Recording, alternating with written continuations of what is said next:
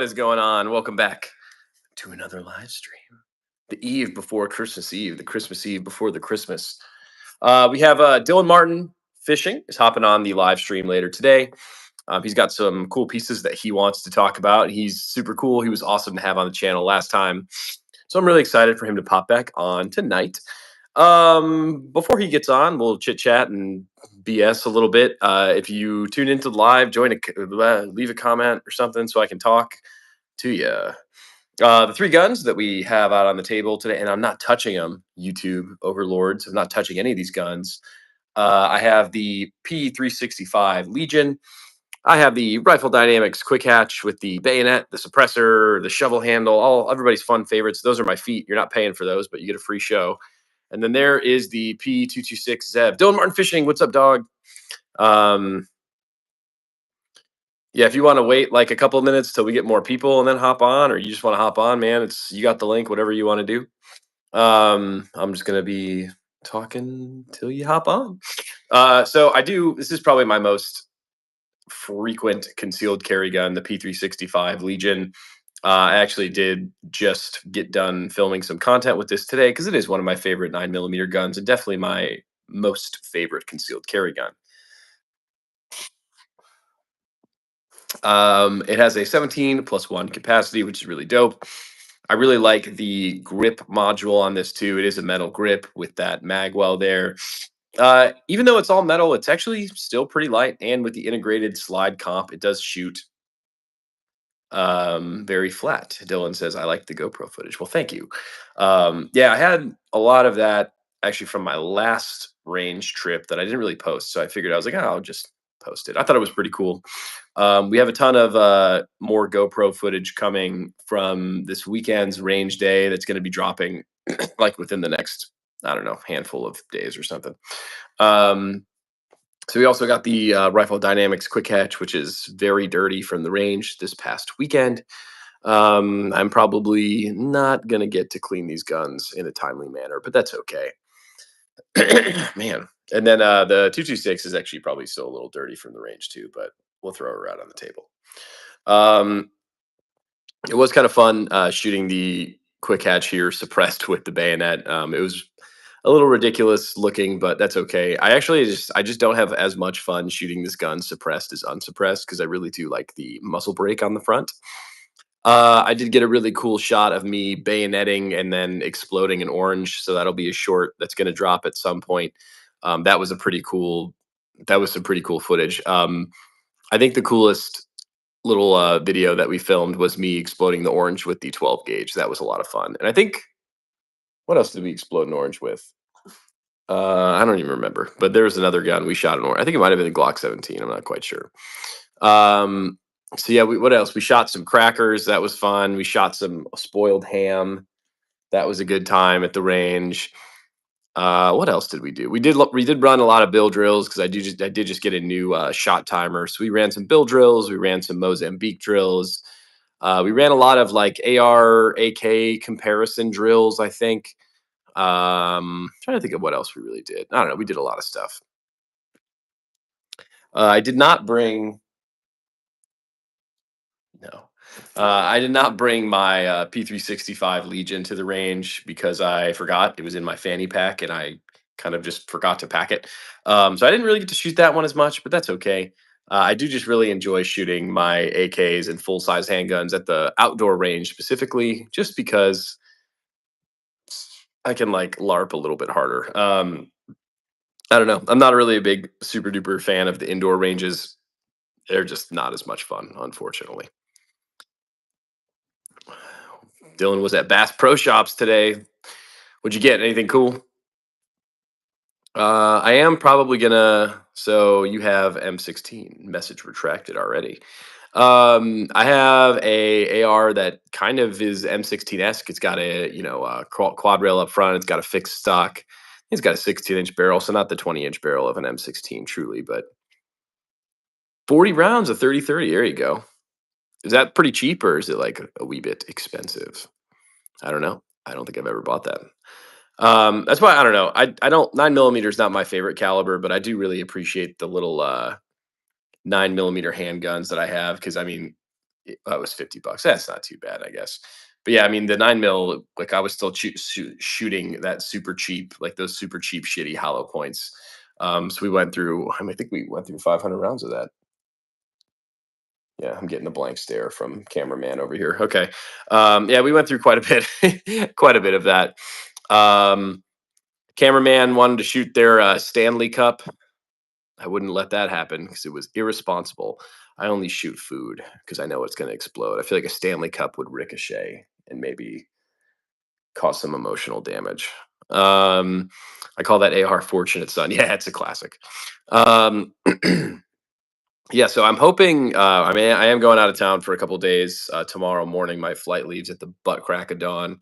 But when I get back, I'm hoping I should have a couple of pieces, parts slash goodies from Midwest Industries. So I might be changing out some parts on the quick hatch and the RPK, and maybe my full sized AK as well. We're kind of just gonna we're gonna see what happens. We're gonna see what parts get in and go from there. What's up, Liam? Dylan says 762 is punching through a Stanley. It probably would. It makes me nervous to like. I've only accidentally shot somebody once, and it was like a shrapnel incident, and it was like suboptimal. I had to like I had to dig a bullet casing out. So what had happened? It was actually with Dylan. It was with your Fortunate Son AR. So I was running the CMMG 22 LR conversion with the Franklin Armory binary trigger, and what happened is one of the 22 rounds seated and shot, and it didn't extract. And next 22 round somehow seated and shot, and then the round shot the casing that wasn't extracted, and part of that casing flew out the right hand side of my gun while I was shooting, and hit this girl in the hand, and she had a little piece of bullet casing in her hand I had to dig out. Yeah, so that was only it was only range. I feel like I probably shouldn't be telling this story. I mean, it wasn't my fault. Like, it's not like we were really being unsafe. She was standing behind me, and like we weren't doing anything like stupid. It just that for some reason that Dylan said ruined the range date. Yeah, yeah, it did. Now she didn't call back. Yeah, well, they all come and go. Girls come and go. Probably more than I wash my shaker cup. But guns are forever. Malik says could have been worse. Yeah, it could have been worse. And that's the thing is like, but we weren't really like we really weren't doing anything unsafe or stupid. Like I feel like that story makes it sound like I was being a jackass, but like it really was just a weird like weapon malfunction. But I guess ever since was it her dominant hand? I don't remember asking that on my date questionnaire. Um yeah, I don't know. I guess Oh yeah, I guess I could talk about the gun. Sorry, Thomas, I'm getting sidetracked with my tales here. Tales of the deep. So this right here is the Rifle Dynamics Quick Hatch, which is kind of an AR variant, chambered in 7.62 by 39. I am running the shovel handle stock, which is a collab between Goon Tape and JMac Customs. That's kind of why I have it taped up. I do have an enhanced safety with a upgraded trigger on this. I think this is the Tango Down pistol grip. I am running some flip mags, the 69 mags. Up front, I'm running a BCA angled vertical grip. I have a surplus Romanian bayonet that's zip tied and taped on. I have the Bushwhacker 46 suppressor. I have Occam Defense iron sights, and I'm running the SIG Romeo red dot on this guy. I want to say the barrel inch is 9. Back to the story about me shooting. Uh, yeah, no, I wasn't really doing anything stupid. It was just a really weird, like, kind of extractor malfunction in that 22 conversion. And thank you, Thomas. I This is probably my favorite long gun. I like this one quite a bit, but I'm probably switching out some parts. I really do like the handguard on this, and it's kind of like taped to shit, so you can't really see it. I actually am running some name brand rail scales on this, which is pretty off brand of me. I like to run like bullshit stuff sometimes, but the actual rail scales that are on this, I think, cost like $70, and I bought them because they allegedly are reducing heat. but I don't think they reduce any heat at all. I actually meant to film a video like, does taping the shit out of it actually reduce the heat? I think the answer is no, but I forgot to film it. If you're just joining, welcome to the channel. Please like and subscribe. Subscribe to the channel and like the stream and comment on the stream so I can have stuff to talk about. Mr. Dylan Martin Fishing is joining us shortly. He's going to talk about a couple of his pieces.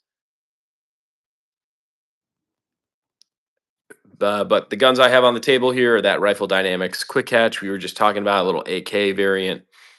We have the P365 Legion today as well, with whatever carbon fiber holster I have it in. And then we also have the 226 Zev hanging out here as well. But yeah, that was really fortunately, the only range incident I've ever had. But ever since then, I do usually like people to stand to my left. So when those rounds are like extracting, it doesn't like do anything stupid and like hit him. Matt says, "Oh, it's Matt." He says, "Yo, is it the Matt? Maybe. We don't know. No, there's only one T. Okay. All right. Dylan Martin Fish says I have 4 new ones to show and 1 returning fan favorite from last time. Well, Dylan, whenever you want to hop on, man, feel free. I'm just bullshitting. But if you're just joining, welcome. We're gonna have Dylan popping on the stream for the second time. He's gonna be the only returning guest to one of my live streams. But he was great. Well, he was great last time. He's gonna be great today. He's a cool dude. So I'm kind of butthurt that I didn't get to do a live from the range, but at the time I was chat banned, so womp womp womp. I think it would have been cool to do a live from the stream. All right, Dylan's hopping on here in a minute. Beautiful. And then we'll talk about some of his pieces, and I'm sure he'll tell us some awesome stories. And then I will do my best to continue reading all of the comments, but we will most likely get a little bit sidetracked. I'm really going to be sad to take off the shovel handle stock, but I feel like it has to be done. Add. Hello. Hey, what's going on, man? Not much. Welcome back. Appreciate you hopping on. Yeah, it's very fun to be on. It was great last time. Thank you for letting me back. Dude, anytime, man. I've got 5 more pieces to show you here. All right, I'll let you take it away, dog. Yeah, well, the first one here, I had my more traditional muzzle loader last time. This is a Thompson Center Encore inline muzzle loader. So this one on the trigger guard here is a little lever, and it opens up and it brake action. Oh, from the okay, so kind of like Yeah. a traditional double barrel almost. Yeah, and then you put it actually takes shotgun shell primers in the back, and then you load it down the barrel, and yeah, it's got a loopholed scope on it. Nice. This Is that muzzle like? loader is Sorry, very cool. does for that stock? Is that? Do they consider that kind of like a pistol grip or? No, because it's one piece. It's not considered a pistol grip because it's one whole piece. If it was a pistol grip here and then a stock coming from up here, it'd be different. Hmm. Yeah.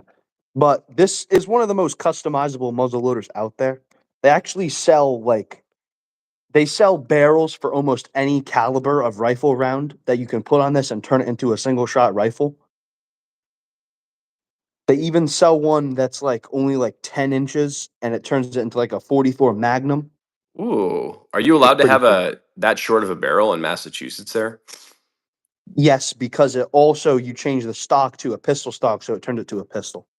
That's interesting. What? Why does that trigger guard look so different? It's because the whole trigger guard itself is like a lever that opens the barrel.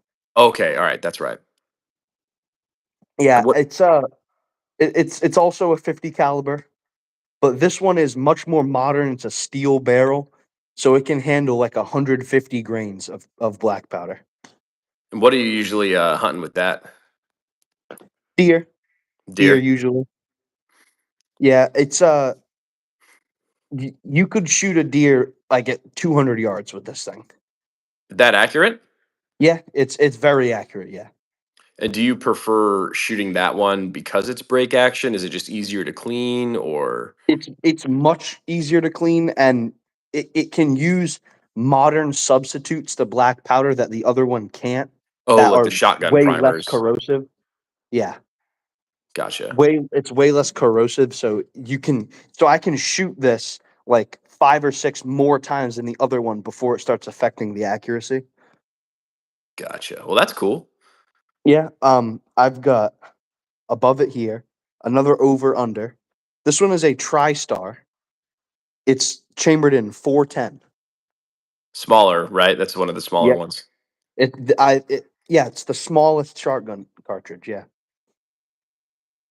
it's 45 caliber basically. 410 and 45 long Colt are pretty interchangeable.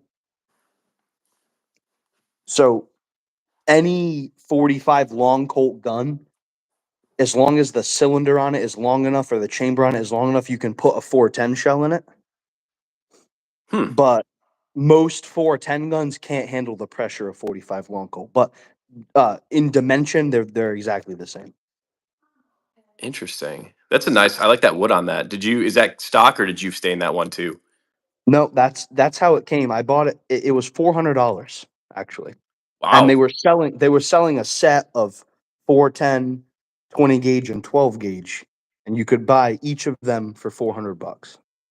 I've been all right. So I really kind of do want to get like a break action double barrel just so I can like SBR it and saw it off. I just think it would be fun. But I haven't Yeah. really been able to find like any sort of reasonable shotgun stuff. So I mean, if you're looking for like side by side, Yeah. I would recommend. I mean, there's like Stoger sells one for like 230. Is that the stagecoach maybe? Yeah, it's called a coach gun. Yeah. Okay. It's Stoker. called that because in the West, the person riding shotgun would actually have a shotgun, and or they would have a Ah, shorter barreled shotgun that was easier to maneuver, and they called it a coach gun because it was on a stagecoach. well, that makes sense. Here, let me read some of these comments real quick. So I freaking love Henry Liefel's The Octagon barrels are so accurate. Well, he's got a couple up there lever actions we'll talk about here, I'm sure. Big Motion says, let me join and show my micro Draco. If it's the tactical Draco, I'm going to let you. Aaron, again, modern problems require modern solutions. We were talking about the 50 cal muscle loader. Muscle Broke, do you want to go on this girl's live later and make her cry? She does makeup. Sure. I don't know what is it. Your girl, Pickles, wife number 3. And Pickles has a 410 Derringer. I'm sure that rocks the I think wrist a this little is bit. why Pickles is on wife number 3. A 410 Derringer, that's got to break your wrist at least a little bit. Yeah, that would hurt. I my local gun shop has a 4570 Derringer. Jesus. I don't think I've ever shot a Derringer. Yeah, I've never. I think I don't know, the biggest, I don't want to say the biggest handgun caliber, but I do have that real small, like engraved revolver, that Ruger SP 101, and even shooting like 357 out of that is a bitch and a half. Like I Oh, don't I'm think sure. I wouldn't want to shoot a Derringer, but to a veteran salutes. Well, thank you, Mr. Veteran. We appreciate your service. All right, Dylan. Sorry, I was just catching up with the comments. You take it away, man. Yeah, so I mean, above that, this is the one that was on the last stream, the 3030 uh Winchester Model 94. It's actually funny you were talking about that story with the AR-15. The shell that got Uh stuck in the huh. barrel, whatever. This gun, there is no way to not get hit by the brass of this gun because it ejects out the top and it ejects straight backwards. Oh, So if you're lucky, it goes over your head. If you're not so just lucky, it hit hits you in you the in the cheek. face. Yeah, it Why? definitely can. I mean, I don't know. It's like a 130-year-old design, so Interesting. I wonder if you like rack it slower, will it jump less, I guess? yeah, it will. Sometimes if you go really slow with it, it'll kind of just do a flip and land backwards inside of the top of the receiver. Oh, we don't want that either though. Yeah, that's not exactly ideal. But Interesting. that's actually the difference between Winchester rifles and Henry rifles. Most Winchesters and Marlins are side gate loading, and they eject out the top or above the side gate. And most Henrys load through a tube, a magazine tube like a shotgun, but you go from the top of the barrel. That's the little nub right there. You open that and you load down the tube. Hmm. Yeah, I actually don't. I don't have any lever actions. I've been meaning. There's so many builds that I want to do. It's just one of those things where I kind of get distracted. I would really like to do like a Marlin tactical lever action or something along those lines at one Yeah. point. This one, of course, does have a saddle ring for when you saddle up the horse. Nice. I do have a saddle over there. Oh, you do? Do you have horses? Yes. Yeah, Nice, dude. I have one horse. Right above it, we have. I'll start with this one at the top because this one is a Henry lever action. This one is chambered in 22 short all the way up to long rifle. So 22 short, 22 long, and 22 long rifle. Okay, so I It's think you made the comment the other day. I was, excuse me, complaining about one of my 22 short yeah. handguns that like it's the round. Do you have issues? But that shouldn't give you issues with a lever action, right? No, not really. I mean, I usually just shoot long rifle because it's actually like harder to find 22 short. It's not very popular anymore, but I've the only times I ever have issues with this is when the rim on the shell gets sheared. Okay, It happens like that's every 100 rounds, probably.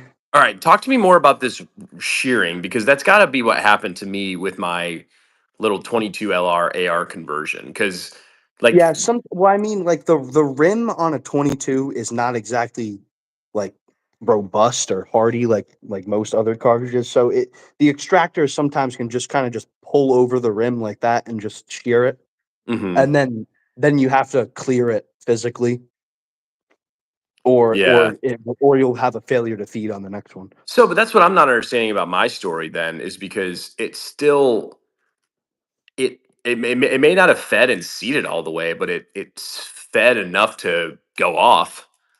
What must have happened is the whole like shell must have got pushed into the barrel. Because I Hmm. can't, because it's not like it's gonna fire out of battery, right? Because the firing pin doesn't come out. I don't know though, because like maybe since it's like kind of a little bit of like a ghetto fab, like it's that conversion kit, like it's not a true, it's not a 22 gun. It's like an AR or a 223 AR that I was, using that conversion kit. So maybe Is that is the like bolt is the bolt and extractor the same one that it would just normally be in the AR, or is it all different? no, it's you because all right, so the conversion kit is just the bolt, like the bolt carrier group. So it's like the bolt Okay, carrier, and then the magazine are the only two pieces of the kit. okay. So maybe because it's like rimfire and not, you know what I'm saying? I don't know. Yeah, that's also possible because what after a 22 gets hit on the rim, it does bulge an area of the rim because it's literally getting compressed. So it's possible that it got hit on the rim right where the extractor happened to be. Yeah. Because rimfire cartridges are very uh like there's no pattern to where it hits. It just hits anywhere on the rim. Yeah. Interesting. Hmm. Yeah. So this one is silver with the white stock engraved and everything. Yeah, that's a And this slick one looking here is piece. gold. This one I actually restored. It was very rusty, the gold one. Uh huh. And this one is chambered in 22 Magnum. Nice. I Or like shooting 22 mag. I do think that's yeah, fun. it is very fun. I really want a 17 HMR Why? because it's like just a better 22 Magnum in my opinion, you Okay, know? I thought that was like weaker than a 22 or no. So a 17 HMR was actually created by Hornady from a 22 Magnum casing necked down to 17 caliber Huh. with the same amount of powder in it as a 22 Magnum. So it's shooting like 2,500 feet per second, but it's a very light bullet. So it's really good. Well, most people who use it are like hunting for the pelt, so it makes a really tiny little hole in the pelt and Oh. doesn't ruin the pelt. You know, Okay. What can you take with that? Could you get like coyote or something, you think? I think you could definitely if you shot him in the right spot for sure. Huh. I don't think I've ever shot 17 Hornets, right? Is that what they're called? Yeah, it's 17 HMR. HMR. Yeah.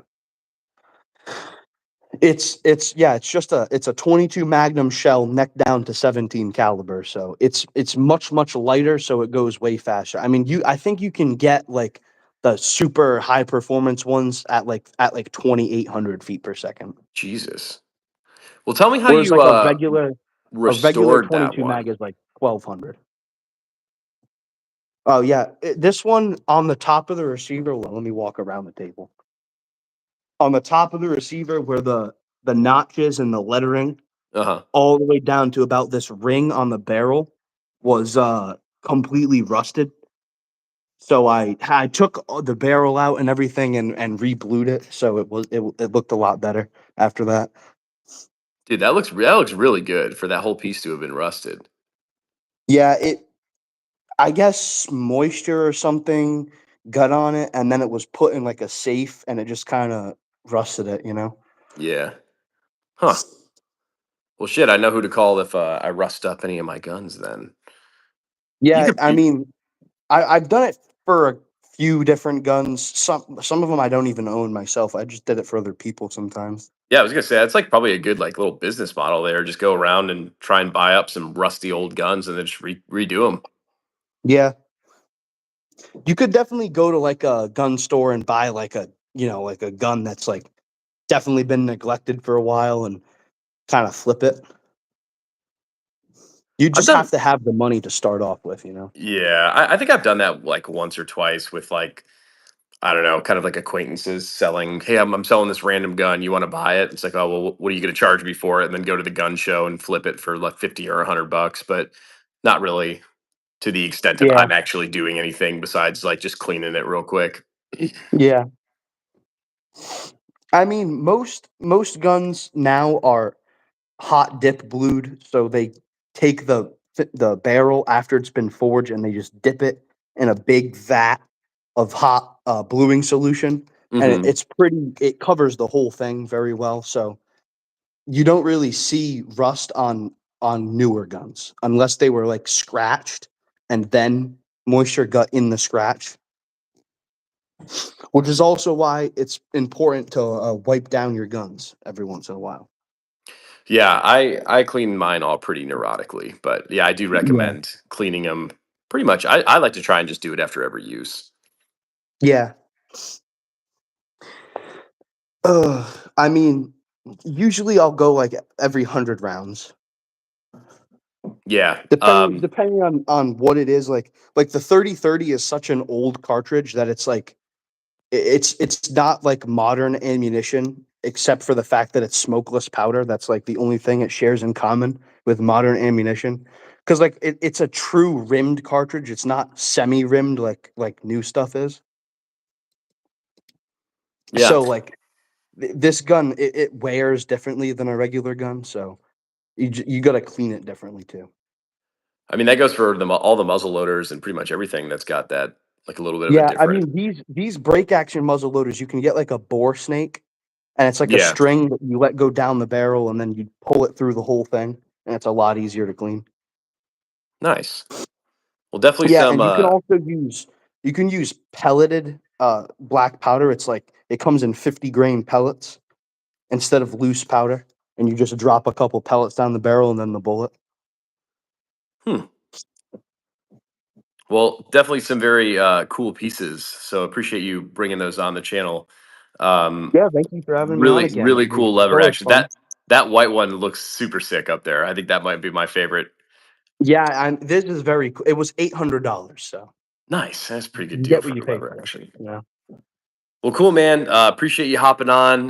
Definitely hop on again sometime. And if I don't Yeah, talk to you, you have a good Christmas with the fam, man. you too. All right. Appreciate you, brother. Bye. Bye bye. So that was Dylan Martin Fishing, everybody. Really cool dude. He's been a early on channel supporter, so I love having him on the channel. He has some really cool, kind of old school pieces that he brings to the channel and kind of switches it up from a little bit of my kind of tactical nerdy vibe, which is fun. Baby Draco, what is the tape called? So this is actually the name brand Goon tape, which is just the name of the tape, just gooning all over the place. But you can also use just like regular hockey tape too. I actually have a long whoa. I actually have a long form video on the channel that essentially like, discusses the differences between the goon tape and just regular hockey tape. Goon tape's just a little bit more expensive, but it was kind of like, I guess, designed for taping up guns. I'm not really sure that one has a true advantage. There's a couple of differences between them, but just regular tape would do you just fine too. It's a little bit cheaper. Pickles, I want to go on your girlfriend's channel, so I need you to respond to me, buddy. So the guns that we have rocking on the table here today are the Sig Sauer P226 Zev that I've kind of added some aftermarket components to. I did add the compensator, different trigger, different hammer. Came with the Romeo Pro optic, so that was kind of cool. We do have the Rifle Dynamics Quick Hatch, is this little AK variant here, I think with about 9-inch barrels, what I want to say. Am rocking the Super Mega Base shovel handle stock on this, as well as the flip mags and bayonet and all the, the jackassery here. And then we also have the P365 Legion hanging out on the table with the holster I usually use to carry it. This is probably my most common everyday carry gun. If you guys are just joining, welcome to the channel. Please subscribe to the channel. I do appreciate it. Make sure you drop a comment down below because I love chit-chatting with everybody. Classic Defense is back. He is in the some sort of military, I believe.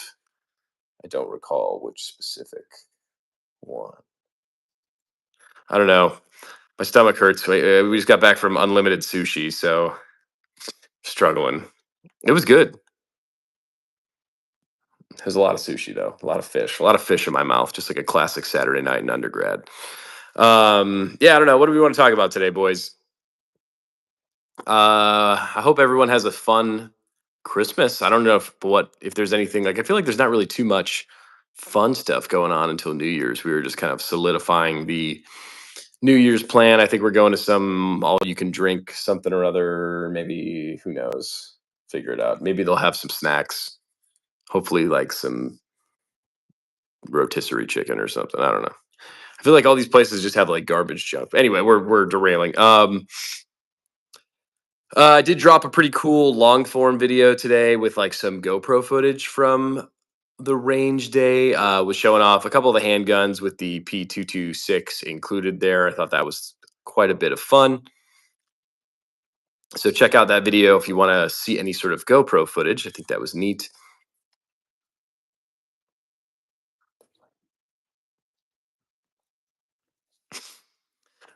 I do usually just use like whatever Amazon holsters I find. So this one here for the P365 is just like whatever bullshit carbon fiber holster on Amazon. I think it was only like 20 bucks or so. But I do actually like it quite a bit.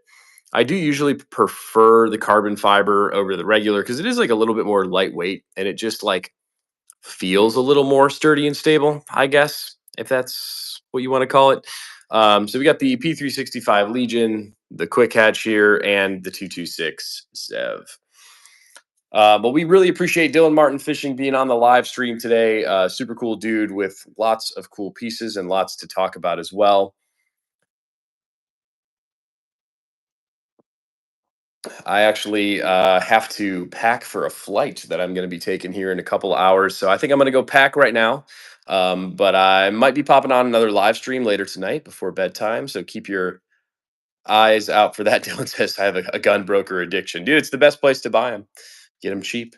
Alrighty, boys. Well, I'll be hopping back on a live stream later tonight, but I have to go pack so I do not miss my flight. I appreciate you tuning in. Please subscribe to the channel. And again, a big thanks to Dylan Martin Fishing for being on tonight.